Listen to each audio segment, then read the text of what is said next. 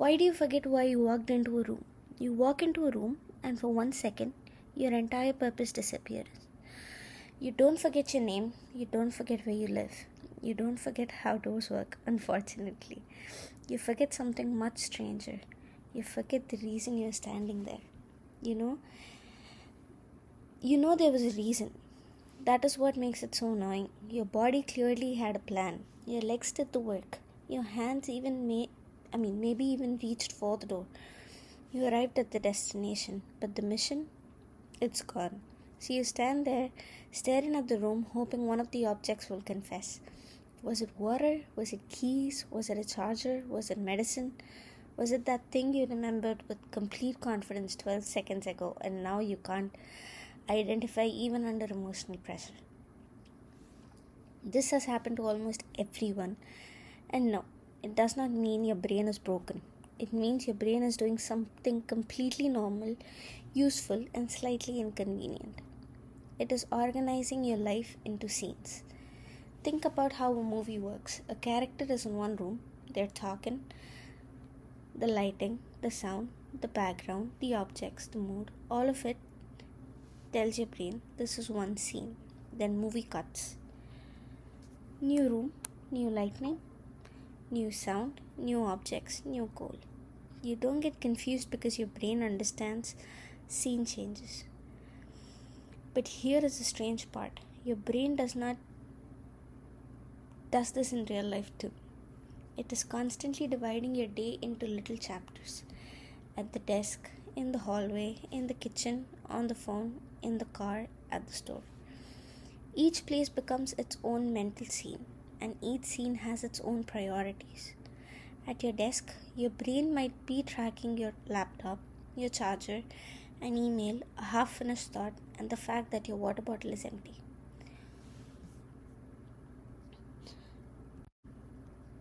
So you stand up. You're not just carrying your body into the kitchen. You're carrying an intention. I need water. This intention is fragile. It is not a deep memory. It is not stored like your childhood address or your mother tongue or the lyrics to a song you did not ask to remember. It's a temporary thought, a little mental sticky note.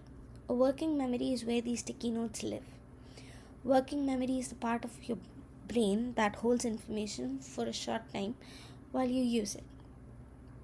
It is what lets you remember a number long enough to type it. It is what lets you walk to the drawer for scissors. It is what lets you hold the beginning of a sentence while you finish the end. But working memory is limited. It is not a warehouse. It is more like a small desk. And that desk gets crowded very quickly. You can get water on it. But then you stand up, your chair moves, your phone lights up, you step around the table, you pass through a doorway, the room changes, the lighting changes, the objects change, the smells change, the sounds change, and suddenly your brain has new information to process. The kitchen has a sink, a fridge, a cup, a plate, maybe dishes, maybe a light that feels too bright, maybe something on the counter you didn't expect. Your brain updates. It says new scene, new environment. What matters here? And sometimes, during that update, the little sticky note falls off the desk. This is the doorway effect. Researchers have studied this by having people move through virtual rooms while carrying objects, putting them down, and picking up new ones. Then they tested whether people remembered what they had just handled. People made more mistakes after passing through a doorway than after moving the same distance inside one room. That detail matters because it suggests that forgetting was not only about time, it was not only about walking, it was the boundary. The doorway told the brain, this event is over. Another event has started. That kind of boundary is called an event boundary. And event boundaries are everywhere. A doorway is one. Ending a phone call is one. Opening a new browser tab is one. Unlocking your phone is one. Walking into a store is one. Switching from one app to another is one. You think you are doing one smooth action, but your brain may be cutting reality into pieces. Before the doorway, I need water. After the doorway, kitchen, sink, fridge, cup, light, sound. Is that dish clean? The plan is still somewhere in your mind, but it is no longer sitting in the front row. It got pushed backward. This is why you can almost feel it. You know the thought exists, you just cannot reach it. Memory is not only storage, memory is retrieval. That means remembering something is not just having it in your brain, it is finding it again at the right time. And finding depends on cues.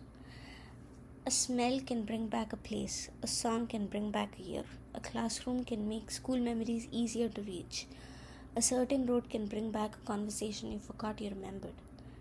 The world around you gives your memory handles. So when you form the thought at your desk, the desk becomes part of your memory's handle. The laptop was a handle, the empty water bottle was a handle. The exact problem you were solving was a handle.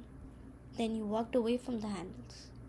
Now you are in the kitchen, surrounded by different handles. Your brain looks around and says, "What are we looking for?" And the kitchen says, "I don't know, I just got here." This is why walking back sometimes works. You return to a previous room, you see the laptop, you see the empty bottle, you see the thing you were doing, and suddenly the thought returns: water. Not because the old room magically stored your intention, because the old room restored the cues. It recreated the mental scene where the intention was born.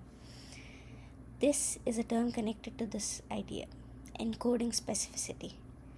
Plain version: you remember something better when the situation you are in now matches the situation where the memory was formed. If the clue was present when the thought was created, then the clue can bring back the thought. So when people say go back to where you were, this is not just random advice. It can actually help because you are rebuilding the context. But doorways are not the only reason this happens. Sometimes you forget because the intention is not attached strongly enough to a future cue. This is another type of memory called prospective memory. That means remembering to do something later.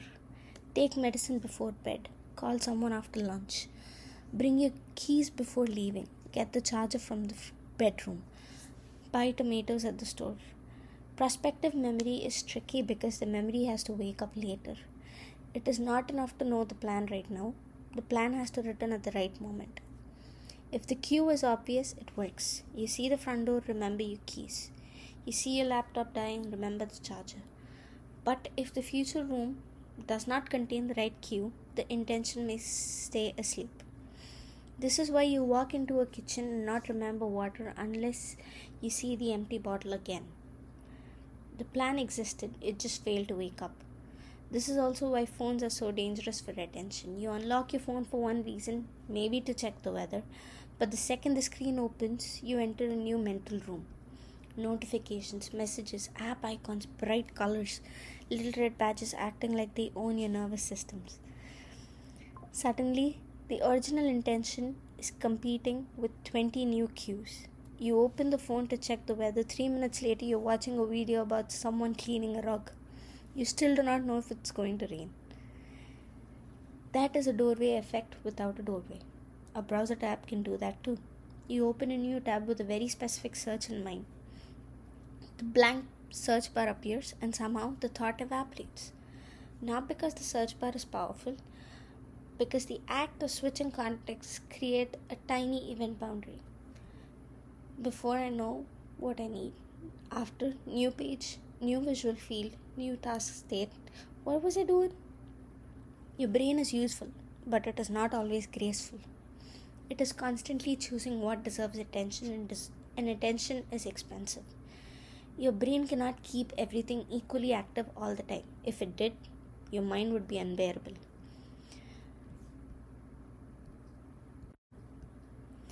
Imagine walking into a bathroom and your brain keeps shouting every unfinished thought from the entire day. Email, laundry, water, charger, text back. Did I lock the door? What was that song? Why did I open the fridge? Did I pay that bill? Where are the scissors? You would not function. So your brain edits. It lowers the volumes on one thing that seems less relevant to the current state. Most of the time, this is helpful. When you enter a room, your brain should care about that room. Where are the objects? What can you bump into? What are you supposed to do there? Is anything unexpected happening? The problem is that sometimes the old intention was still important. Your brain files it away before it finishes its job. That is the comedy of being human. Your body arrives with confidence, your mind arrives without paperwork. This is another layer too. The doorway effect is more likely when your attention is already overloaded. If you're tired, stressed, rushing, multitasking, hungry, or thinking about 5 other things at once, working memory is already crowded. A doorway does not need to erase much. It only needs to bump one small thought out of the active space. This is why this happens more on chaotic days. You're not suddenly stupid. Your brain is doing traffic control in a storm. A smallest car got lost. So what can you do? First, say the intention out loud. Water, keys, charger, medicine. It sounds too simple, but it helps because language gives the thought a stronger form. You're not just holding a vague feeling, you're giving the plan a label. Second, picture the object. Don't just think, I need something. Picture the glass, picture the charger, picture the keys on the table, picture the medicine bottle. Images create cues. Third, attach the plan to the destination. Instead of thinking, I need my charger, think, when I enter the bedroom, I will pick up the charger from the outlet. Now the future room has a job. Fourth, if you forget, rewind.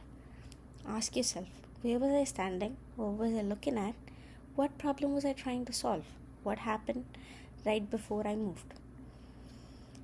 And if that does not work, physically walk back. Sometimes the previous room is the missing search term. The whole thing reveals something strange about memory. We like to imagine memory lives only inside the head, but in daily life, memory is supported by the world. Everything reminds you something. You're not remembering alone. You're constantly using environment as part of the system. This is why changing environment can change what feels easy to remember. And that is why a doorway can be helpful. It does not delete your thought. It changes the scene where you thought belonged. Your mind is not a filing cabinet. It's a living map. And every time you cross a boundary, the map redraws itself. So, how much of your memory belongs to you and how much belongs to the place you were standing in?